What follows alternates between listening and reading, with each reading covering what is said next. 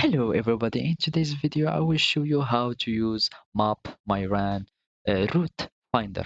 So first, you should have your mapmyrun application, so it will have uh, the capability or the ability to use all the features of the mapmyrun.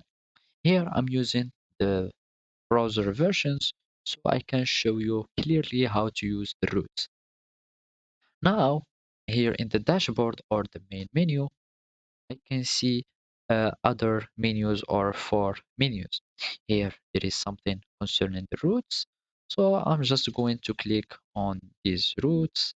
And here there is the create routes or the route find routes or the route finders. So now I'm going to click find routes and I will have a big map of uh, from the Google Maps. So now to find a route where I can use to run, all I have is to type a location. For example, let's just type New Zealand, for example, and it will have it.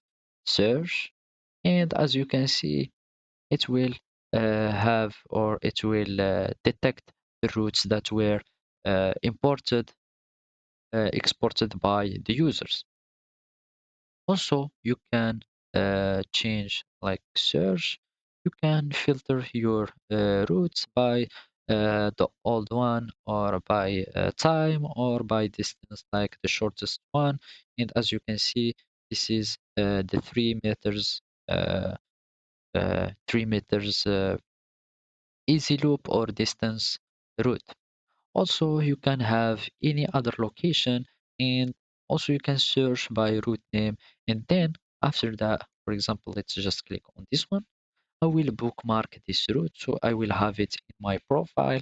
So whenever I want to work out, I can have this route or I can add more details for the route and either I can download it or just log workout so I can start workout from this route.